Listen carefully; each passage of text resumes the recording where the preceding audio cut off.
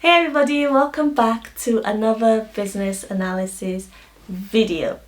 In today's video, I'll be talking to you about how to say no to your stakeholders without coming across as rude. So as business analysts, a lot of our work involves interaction and communication with various stakeholders who have different perspectives and who work in different functions and who have different priorities which will impact our project. So how do we manage all these stakeholders when we have to say no to a certain request, at the same time keep that relationship that we've built with them, or keep that approachable aspect of business analysis open so that stakeholders are always willing to come to us? How do we manage all these difficulties doing stakeholder management in general? So let's get right into the video. There are 5 ways I can advise on how to say no to your stakeholders, and the first one is to acknowledge and discuss the request with that stakeholder. Your stakeholder may come up with additional requests, additional requirements, or changes to an existing functionality, especially when the project has already started, or especially when changes are already being implemented, again depending on the methodology or the environment of the project.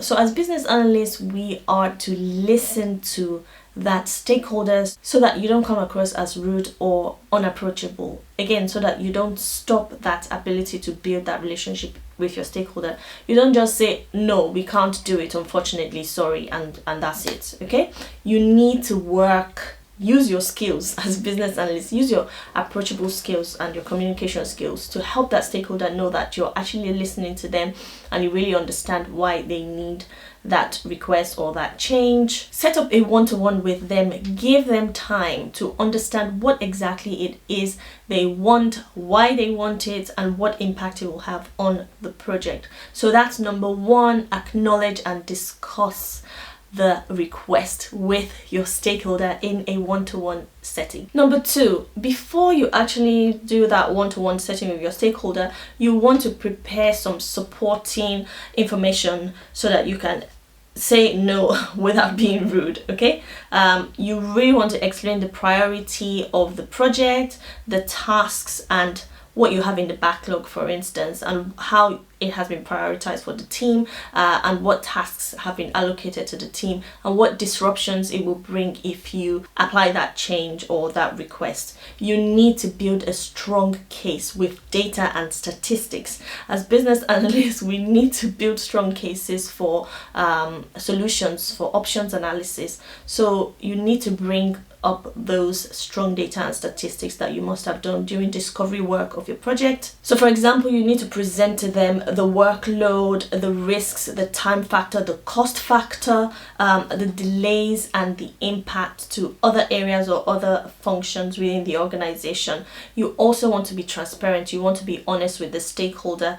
At the same time, you want to keep that being approachable to that stakeholder.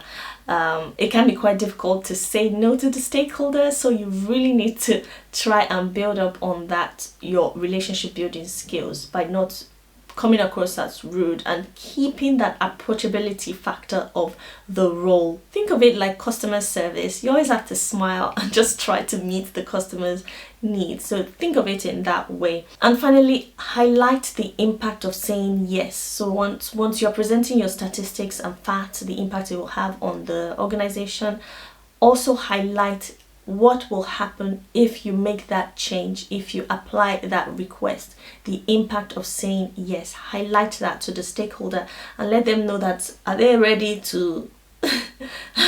for this impact it will have on their function or on various other functions within the organization. Now, the third way for saying no to your stakeholders is really to think, is it an absolute no, or is it a no for now?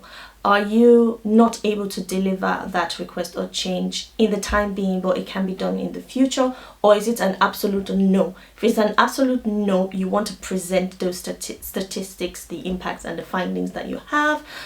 If it's a no for now, there may be an opportunity for you to accept the stakeholders' request in the next phase of the project, in the next release. It could be added to the backlog, or you can ask the stakeholder to make a change request. Now I have a change request template within the Business Analyst school membership space. If you'd like to access that change request template, it will help you to add value to your organization by letting them know, oh, I have this amazing change request template that could help us work better. Anyway, this template is within the Business Analyst school membership space. If you'd like to access that, click the link in description box. So having conversations with that stakeholder will help them understand the importance of the requirements. You need to keep the stakeholder updated if you've added that requirement to the backlog or asked them to make a change request or accepting their request for the next phase of the project. So you really need to keep them updated if that request has been parked, so that they don't feel ignored, and so that you can manage their expectation, and at the same time so that you can keep that relationship that you've built with them. You never know when you work with this stakeholder again in the future, so you don't want to break that relationship. Now, like I mentioned, is it an absolute no or a no for now? Number 4, if it's an absolute no, try not to use the word I. Don't personalize the reason for saying no. Don't put it on yourself, because again, you want to maintain that relationship. So you need to phrase your messaging properly to the stakeholder by letting them know the impact of saying yes. And remember, as business analysts, our role is not to make decisions. Our role is to present options for the solution. So again, come with your statistics, your facts, the impacts, the cost impacts, the time impacts, and what disruptions that change will have, so that you can present your no without saying, I'm saying no to you because this is what's going to happen. You need to phrase your wording well. Now, finally, the 5th way to say no to your stakeholder is to empathize with your stakeholder. I always talk about empathy as a top skill for business analysts to have, because of that communication and stakeholder management factor of the role.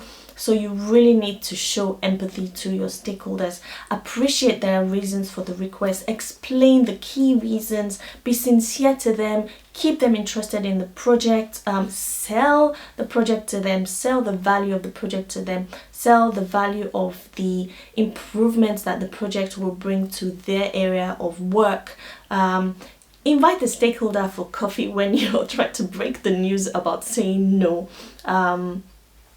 so that you can keep that relationship going and so that you can be in an informal setting.